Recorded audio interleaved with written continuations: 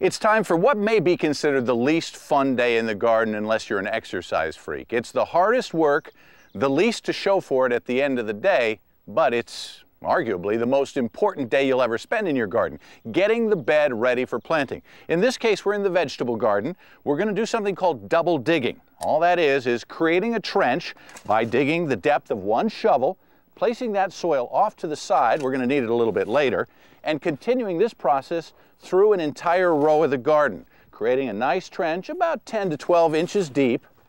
And then once we've reached the end of the trench, we're going to come back to the beginning and start doing the exact same thing, moving the soil from this next side into the trench we've created. It's called double digging, and it will begin to get your soil ready to plant. After we're done here, we need to add fertilizer.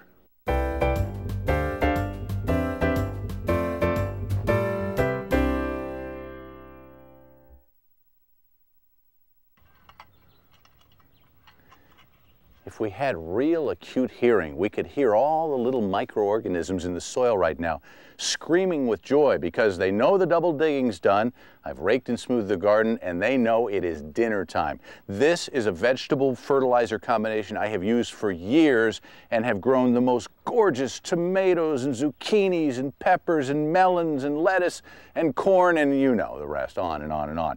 All you do is take equal parts alfalfa meal, we'll give it 2 of that. Fish meal, this is my absolute favorite. It's not the best smelling stuff on earth, but this is full of nitrogen. This is going to feed the ground. So a couple of scoops of nitrogen, so equal parts of alfalfa meal, fish meal, and then we're going to add also an equal amount of granulated gypsum. The only reason to use the granulated is it's easier to work with. It's not quite so fine, not quite so powdery.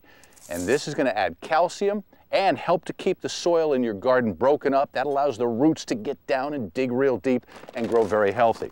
And this is important too, but we're only going to use about half as much bone meal. For a plant to set fruit, it's got to set flowers first, and the bone meal, very slow acting, is going to provide what the plant needs to get some beautiful flowers. Also, rock dust or green sand. This adds some of the potassium the plants need as well for overall growth and root growth. And we'll add an equal part of that. There we go. So mix it all up, and you've created your own all-purpose fertilizer. And then spread it all over the soil. When I'm done, I don't want to be able to see my soil. I want a nice even layer all over the ground to feed those microorganisms, which in turn are going to feed the plants. Next, we'll work that into the soil.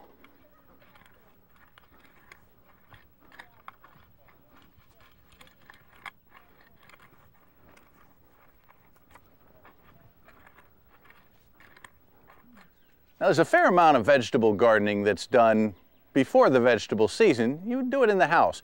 When the first signs of spring show up and you start to get that itch to get outside, start to plant some of your seedlings indoors in a nice bright place.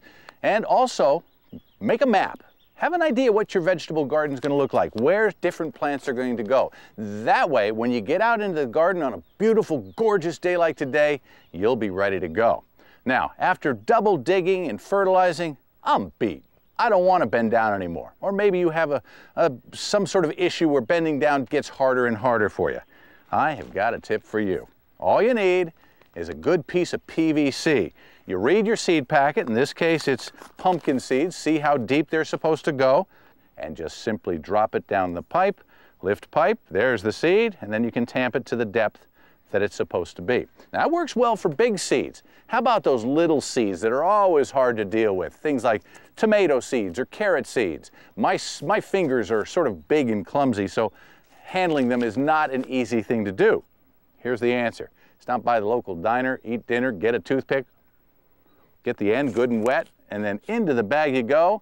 And look at that. When you come out, the tomato seeds are stuck on the end, just down on one knee, and boom, into the ground, and your tomato seeds in there. And just repeat the process.